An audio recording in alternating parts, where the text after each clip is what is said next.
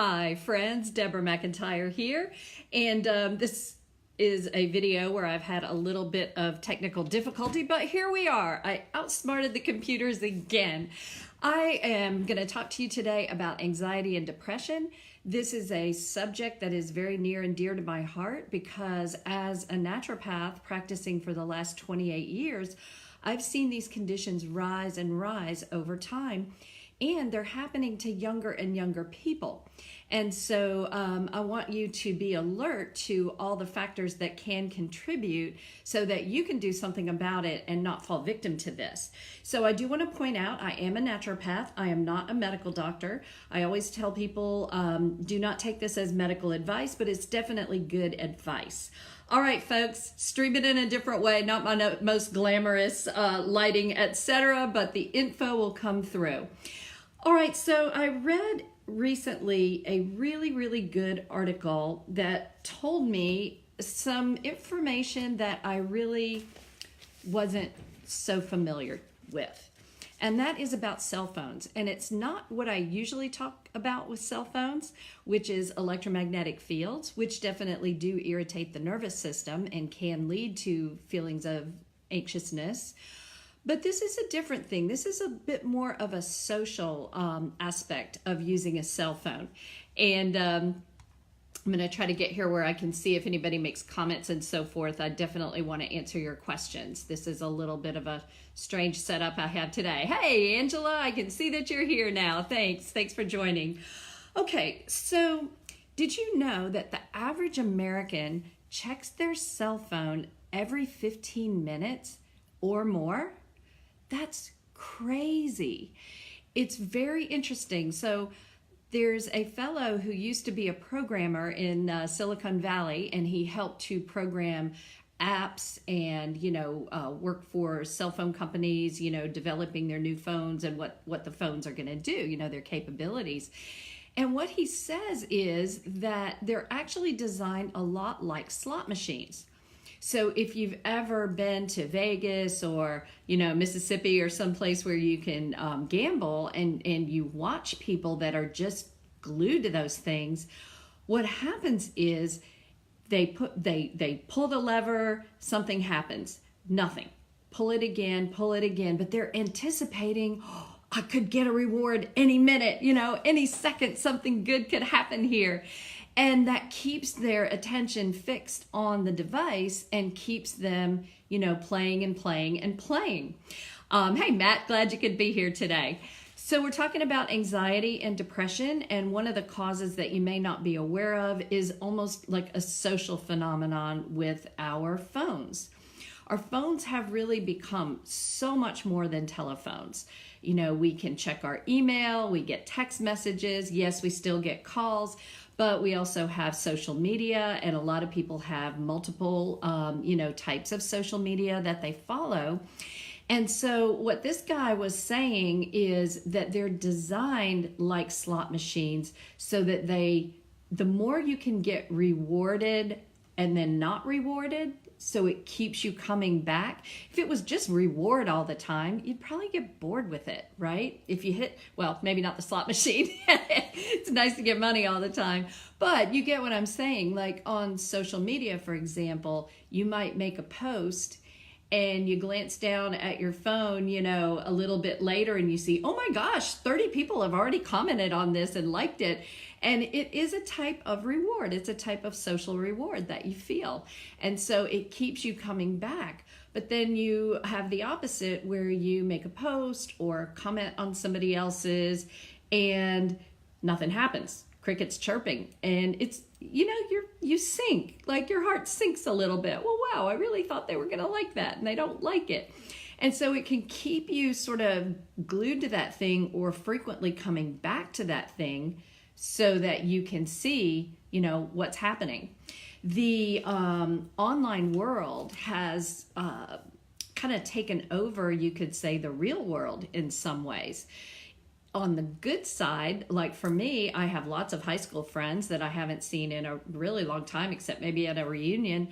And I almost feel like I'm part of their life a little bit because they post pictures of the grandkids and different things like that. But if you you've probably been to a restaurant where you see two people sitting there and they're all on their phones. Like, they're not conversing with one another. They're more interested in what's happening on the phone than what's happening right in front of them. And so what happens is it fragments our attention. And so we get part of our attention on the phone and what could be happening. Are we missing anything? What we just are fixated there a bit. Even when we're trying to do something else, in the back of our mind, it's easy to stay attached. So if you've ever left your phone at home, you've probably experienced this. This has happened to me. First, I freak out. Oh my God, I left my phone at home. The world's going to come to an end. But then after that moment of panic, then I just sort of say, okay, you know what? I left my phone at home. The world is not going to come to an end. I'll just keep on with my day. And interestingly, then what happens is I get this feeling of calm. It's very bizarre. It's like, oh, good. I don't have to pay attention to that thing. I don't have to keep up with what's going to happen and so forth. And it's actually a calm that I didn't even realize was not there until I didn't have the phone, and it was like a responsibility or something like that was lifted off my shoulders. Super, super interesting phenomenon. So when this happens, we have the ability to put our attention on different things at the same time. Like multitasking used to be looked at as an ability, if you could do that. Now research has shown us it really isn't an ability. It actually makes us less productive, less efficient, because we're fragmented. We don't do either thing as well as if we just had our full attention on that one thing and finished it and then went on to the next. A long time ago, my first business venture was in 1982. When I very first went out into business for myself, and it was an exercise studio. And it's very interesting that you can try to do multiple things at the same time. As a business owner, I had to actually produce in the business, but then I also had to think about, marketing and sales and all the other things that go along with it. And I wasn't as efficient. So I started reading self-help books, but not in the self-help way that you might think about it, more like a business self-help. And constantly, people who were really, really successful said, do one thing until it's done, move to the next. So, you make your to-do list or whatever, and you number it in the order of importance, and you just start with the most important thing, and you don't move on until you finish that. So there's a lot of wisdom in not fragmenting our attention. It's very interesting when you are trying to think about two different things at the same time, you're more accident prone. Your mind is kind of somewhere else. And we've all probably experienced that. You're walking down a flight of steps and you realize, oh my gosh, I'm supposed to be, thinking about this or that, and you miss a step and you tumble. So same in the automobile. We have passed these hands-free laws in my state, in Georgia, but I'll tell you what, I still pull up to a traffic light and there's people on their phones all the time, and they're not always just talking on the phone. You can see they're scrolling, they're doing things, whatever. And so researching this has really made me think how we have become sort of wrapped up in this pace. So even if we don't think, I don't think I have anxiety, I don't think I'm depressed, I don't feel that way, but I can feel a little bit of tension in my body. Like I said, when I left my cell phone home from time to time by accident, there would be a calmness there that wasn't there, when I had the phone. And so it has really made me look at all of this and think. And I read a book a while back by a guy named Tim Ferriss. Some of you guys may know him. The book I'm talking about is called The 4-Hour Workweek, and it was really about how to not let your work just take over your life.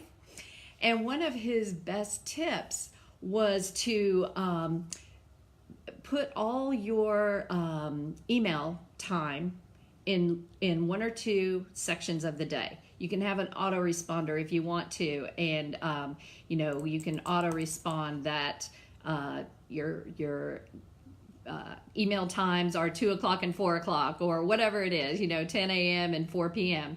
And when you do that, you can just put it aside.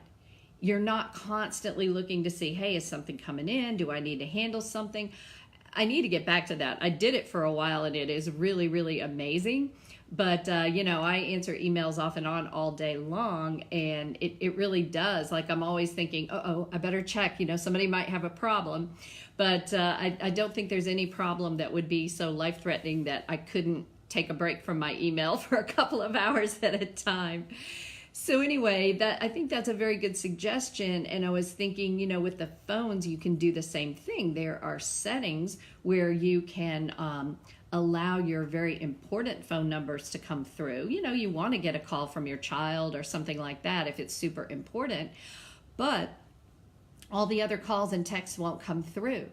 You know, while I was researching and writing my notes and so forth for this, I literally had like at least 6 texts come through that had made me get up, move over to my phone, see what was happening. Nothing important, nothing that had to be handled right away, but it interrupted my flow. You have to get your thoughts back, like all of that. So that's part of it. It's really more of a social tension than like an electromagnetic tension, but that is there too. And I do want to address children for just a moment, because there is research that is actually fairly troubling about children and electronic devices. And, you know, back in the old days, we carried a bag of Cheerios around, you know, and if you had to do something and your child needed to be occupied, you just let them have a bag of Cheerios. One at a time, they're fishing those things out, and it was good, you know, for probably 20 minutes of solitude. Well, today I notice, and I see this a lot in my office if young kids come in, the parents default to handing them a little movie on their cell phone. And so kids are using these devices a lot. And this research that the National Institutes for Health has put out is showing that when young kids use cell phones, iPads, those kinds of devices, more than 2 hours a day, it actually causes harm. And when they use it for 7 hours a day, they're actually proving with MRIs that they are thinning the brain cortex, which is how it's the area of how you sense. So your, you know, smell and vision and touch and those kinds of perceptions. So it's very interesting, like as I thought about that, when kids are on those devices, and you know, I've seen 4-year-olds hooked on an iPad playing Minecraft, you know, for hours. And when you're doing that, it's not the same thing as manipulating the real world. So they can build, you know, a town and a house and all these things with Minecraft, but it's very different than if they have a big Duplo set or Legos or whatever. Back in my day, Lincoln Logs. But they will physically build things, and it actually teaches them about the physical universe, which is, face it, where they have to go out and make a way for themselves. And so the fact that this part of our brain that is our sensory part is thinning out with all this screen time, it's pretty shocking and you know, sobering. When the kids are young, it's very easy to limit their time. When they're older, you're going to get some pushback. But the statistics on teens, for example, on phones and devices, because it's not always texting, it's social media a lot. Well, the increase of anxiety, depression, and suicide in this teenage group, particularly for girls, is skyrocketing. And a lot of it, there's a phenomenon called cyberbullying that goes on. And it's the same kind of thing where the digital world starts to become a little bit more real than the actual world, you know, in front of them. And they put all this importance there.